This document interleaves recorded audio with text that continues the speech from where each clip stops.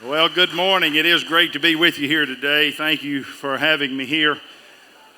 We all know this is an election year. Many candidates are trying to get your vote. Some of them are trying to run for higher office. And some of them will say and do anything they have to convince you to vote for them.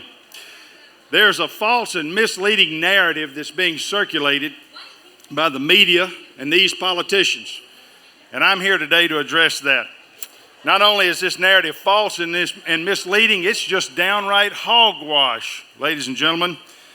The media and these politicians are trying to convince you that your legislature has done nothing over the last 8 years under Republican leadership.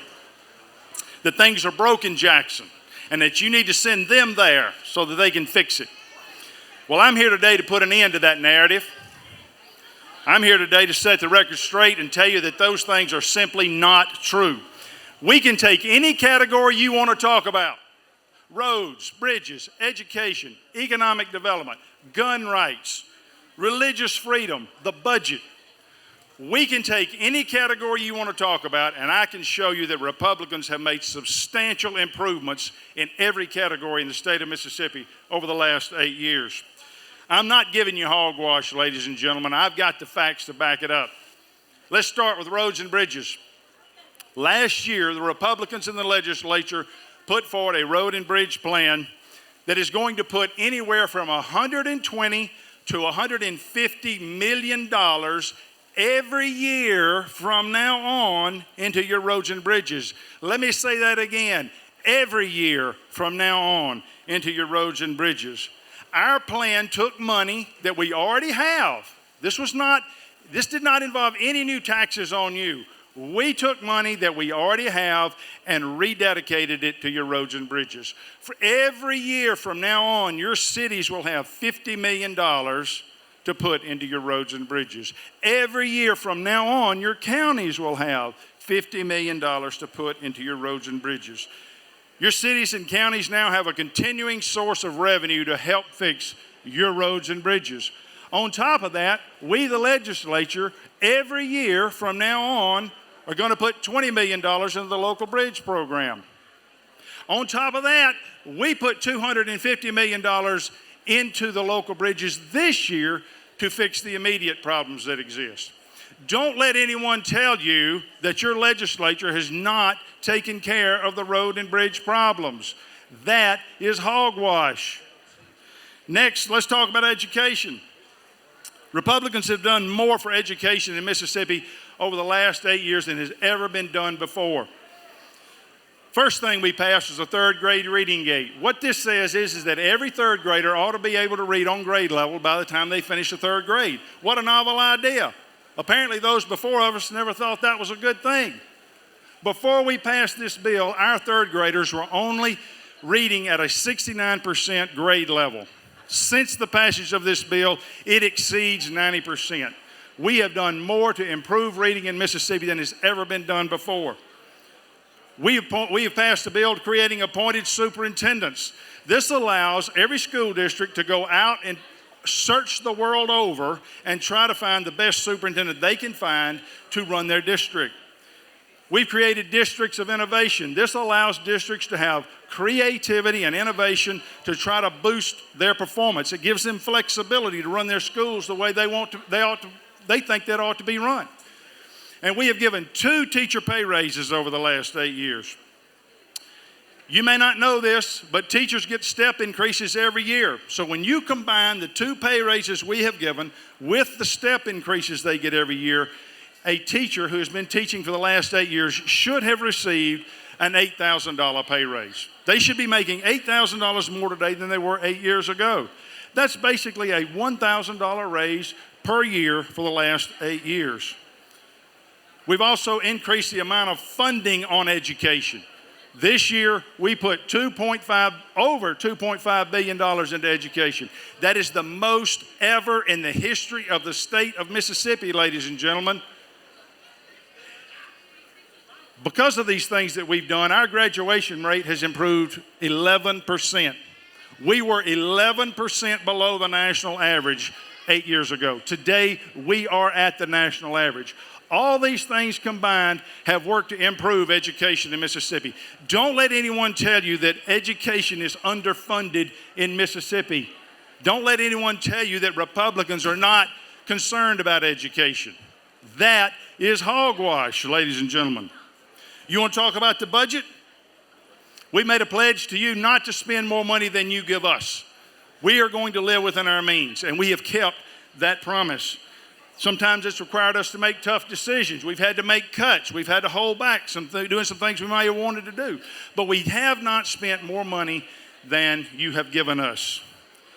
By following this conservative approach, we're now in the best financial condition this state has been in years. I'm not just saying that. I have information that was given to me last week. You are the first people to hear this information. This information has not been made public until now. As I stand here today, our revenues are up $311 million over last year's estimate. The revenue for July, which we just received this morning, is up 8% over the estimate. We have a cash balance of $400 million. Our rainy day fund is almost full. What this does for us is increase our savings. It allows us to have money for emergencies. It puts us in good standing with the rating agencies. It reduces our debt, which frees up additional money that we can use for capital improvements around the state.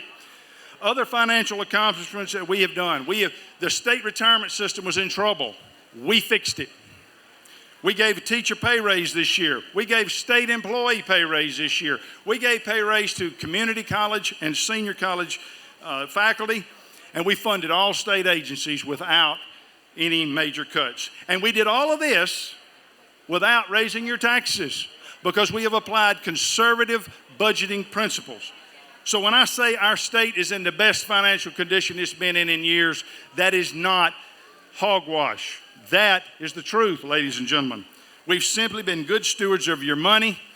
And it also appears that those tax cuts that we gave you 3 years ago, that many people said was so evil, has not affected our ability to run this state. So don't let anyone tell you that the legislature has not done well with your money. Don't let anyone tell you we've not been good stewards of your money. That is hogwash. You want to talk about protecting children? We've passed the heartbeat bill this year. This says that an abortion cannot be performed if a heartbeat is protected. We are pro-life. We believe in protecting the rights of the unborn.